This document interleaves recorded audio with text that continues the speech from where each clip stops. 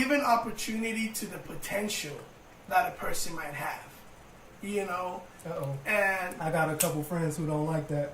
Oh, they Go don't? ahead. No, but Go the ahead. thing about that is that I understand that it's going to take some skill and some wisdom in knowing who to give that opportunity to. Because you don't want to be out here just seeing the potential in any fucking body. You feel me? But at the same time, use your wisdom and your experience and your insight to find out if this person does have potential, and if you want to invest in that, because everybody started from somewhere. Right. You feel me? The dude that you said was a bum and overlooked 3 years ago, now is a homeowner, is doing well, went to school, like really did some things to change his life around, and you could have been part of that. And I'm not saying that, oh, you're missing out on the best life ever because you passed on that dude. Yeah. But at the same time, it's a lot of good, genuine people out there. And this applies to men and women. You feel me? Like, there's a lot of dudes passing up girls too based on how they look right now. You feel me? And let me tell you something. Let me tell you something. We've all seen the memes, okay? And I'm not even on social media like that. Money could change you. You feel me? People get handsome when money comes around. Yeah, dude, people look better. Rihanna, like, let me tell you something. Look at Gucci Man right now. Rihanna.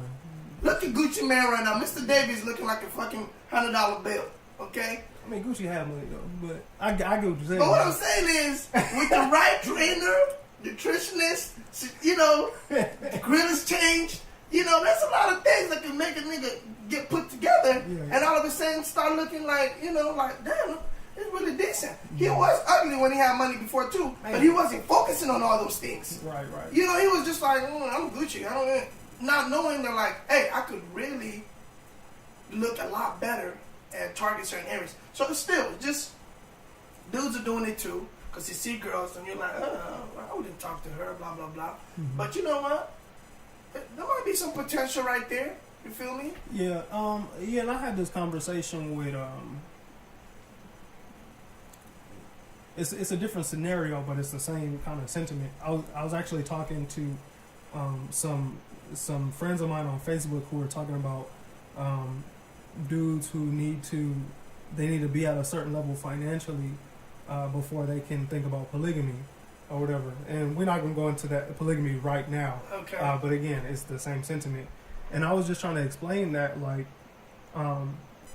your criteria, like, even if you do consider like polygamy or polyamory or whatever, the criteria should not be the current financial status, because you could be a bum or like mentally or asshole and have money. Like I could win the lottery tomorrow and be a millionaire, and you know, be financially stable or whatever. But this is the I'm sorry to cut you off, but No.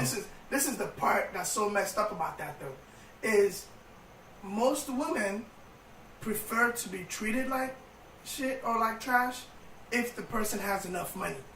Or they can overlook it. They can overlook it. So if this is why ballers are with these girls, and a lot of them don't leave because they know what the person is doing.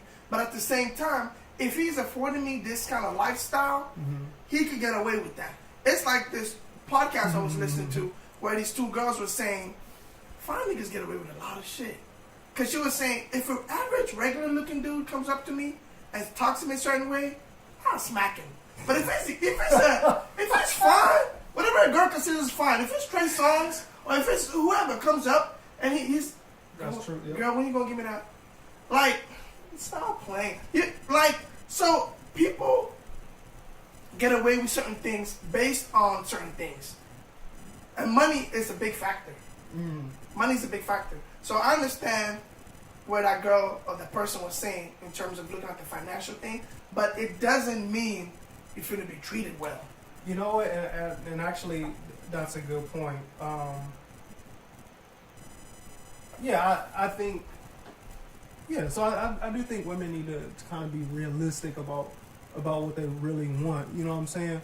But the point that I was gonna make is that, and this goes back to you talking about using your wisdom to see potential. Like, you know, like you said, nobody started with what they had. Like, but you can always see a person who has drive or ambition or who is trying to figure it out. Yep. Because hardship can fall on anybody. Like, I don't care who you are. Yep. You can be the smartest. You can have a PhD right now and be working at McDonald's. Like, you know, Yep. this is set up. So, yep.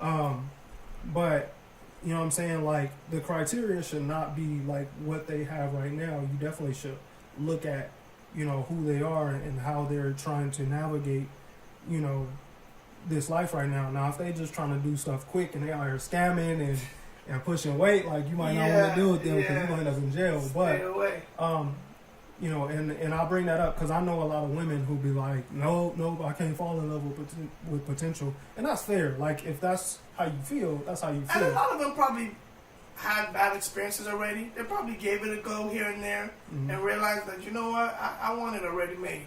I'm already made. I want it already made. You know, and I can't. But I think you can really. I think if you really like were looking at stuff sober, you can tell when somebody has like is really trying their hardest. You know what I mean? It's like that's not hard to tell. Yeah. But yeah, I mean it's up to y'all.